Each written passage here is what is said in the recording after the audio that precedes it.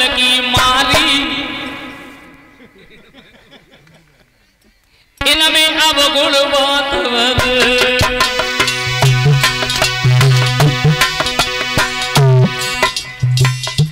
माताएं बहनें जरा ध्यान से समझना, औरतों के अंदर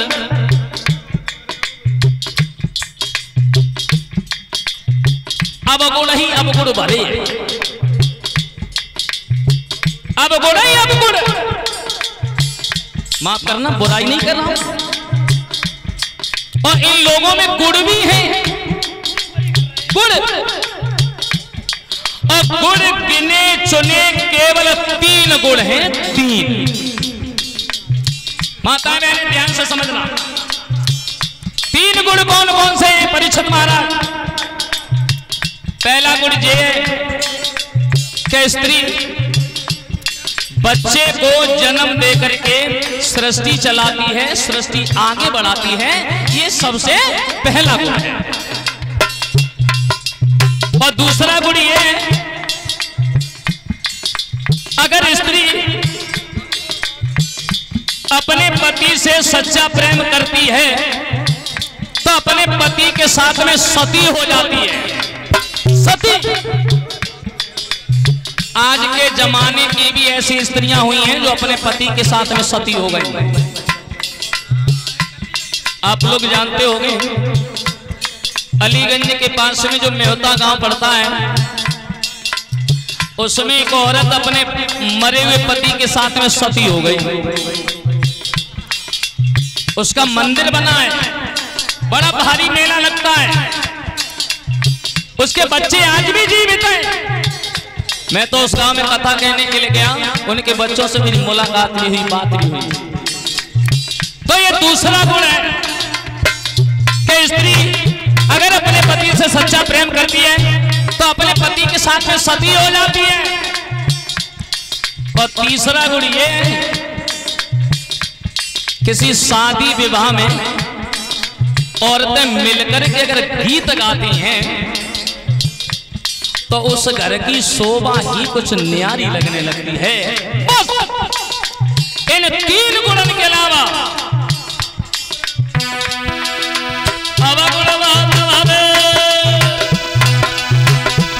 इनमें अवगुण बहुत भरे, नारी बधू कल की मारी,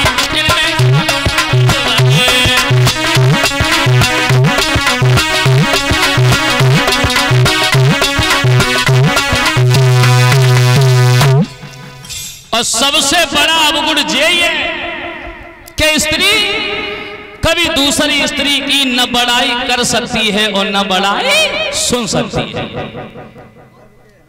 अब माताएं बहनों, तुलसीदास की बात अगर तुम लोगों को झूठी लगते हुए तो अपने घर की रामायण उठाए के देख लो भैया लोग।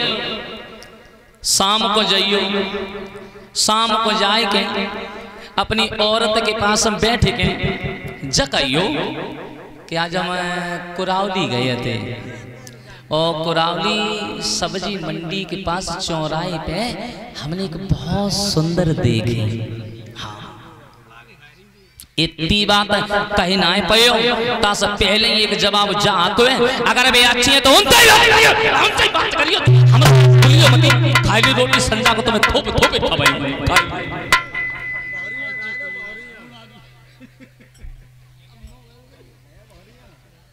देखो,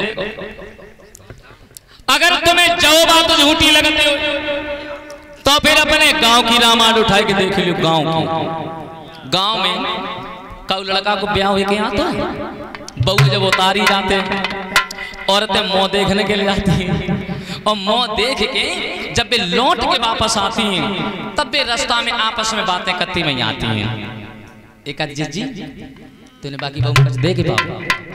बाकी बहू अच्छी लगते हैं, खूब बढ़िया लगते हैं, खूब नीकी लगते हैं, कमी तो कछु ना है, लेकिन चल लगत है कि बाकी आंखें ने कछ छोटी छोटी हो ने छोटी छोटी।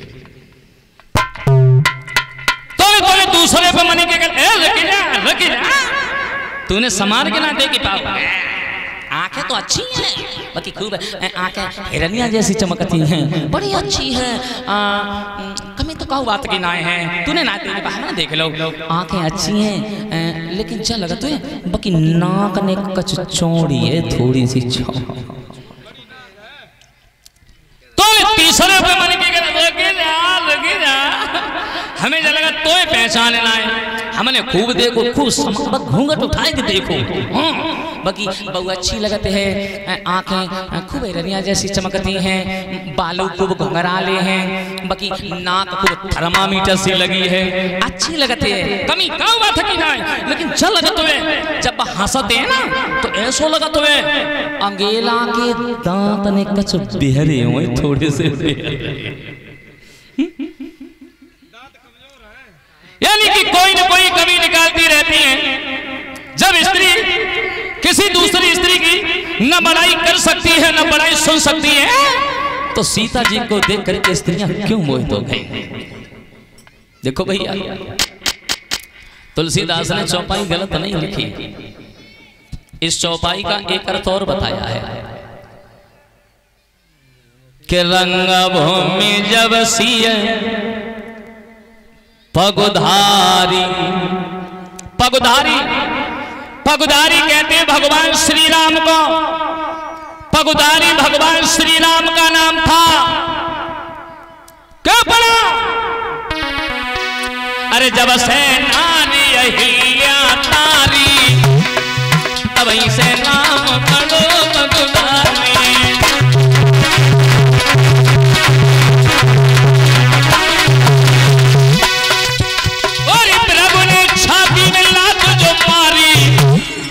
जितेंद्र भैया, और तब ही से कहते रे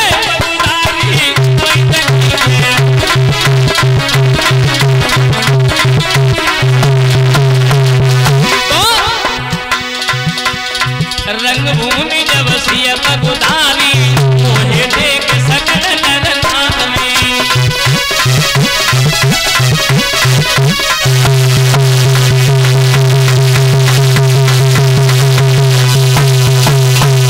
रंगभूमि जब सिय पगुधारी, रंगभूमि सीता जी ने, पगुधारी भगवान श्री राम ने कदम रखा तो सीता जी को देख करके पुरुष मोहित हो गए, और पगुधारी भगवान श्री राम को देख करके स्त्रियां मोहित हो गई।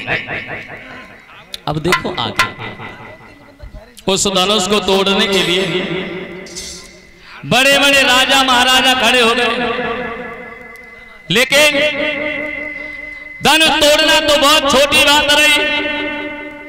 किसी ने एक तिल भर भी उस धनुष को हिला नहीं पाया। जब हिला नहीं पाया, तुलसीदास ने फिर एक चौपाई लिख दी। फिर लिखा, क्या लिखा? कि भूप सहिष्ण दासा ए कई मारा,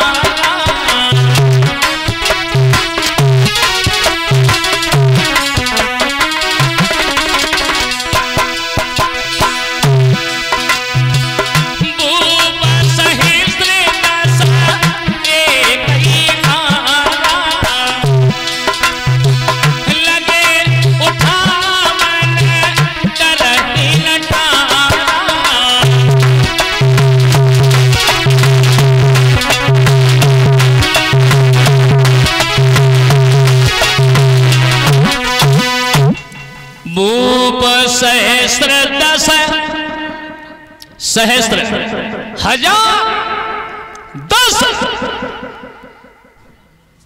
10,000 राजा जब एक ही बार में धनुष से चिपट गए,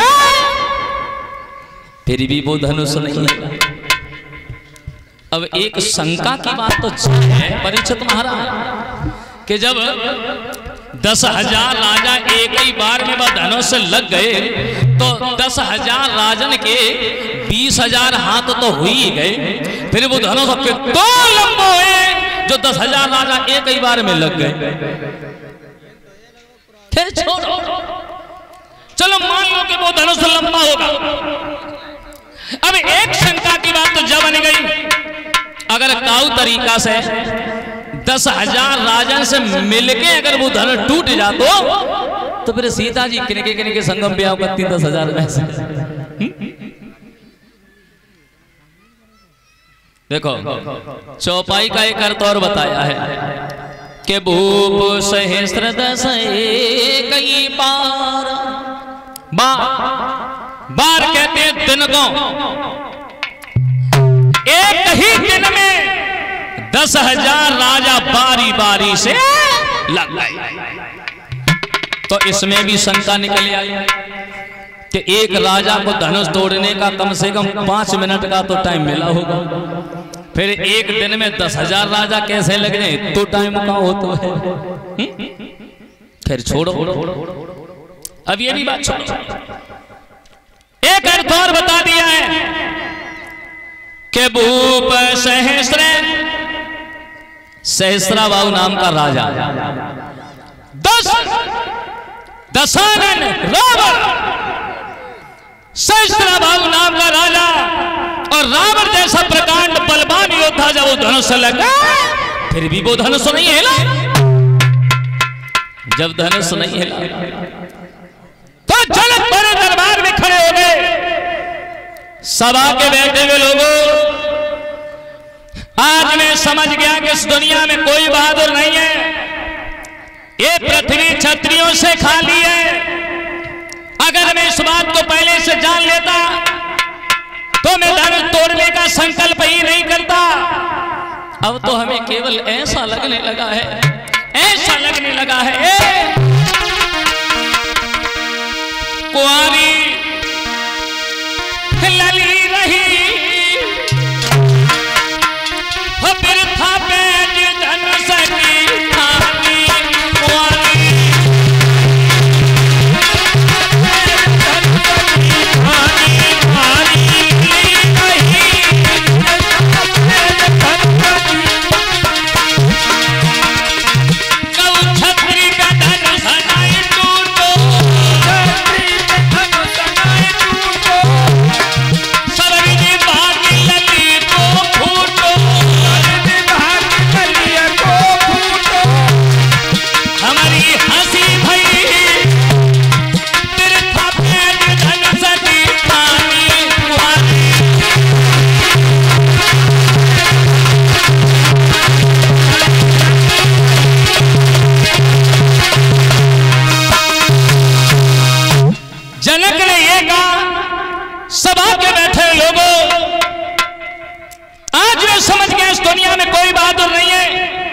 ये पृथ्वी क्षत्रियों से खाली है। अगर इस बात को मैं पहले से जान लेता तो धनुष तोड़ने का संकल्प ही नहीं करता। तुम सब लोग मेरे मुंह की तरफ क्या देख रहे हो? तजहुआस निज निज घर जाओ और लिखो न विधि पैदे है विवाहो। कलश वाली कन्या इधर निकल आओ।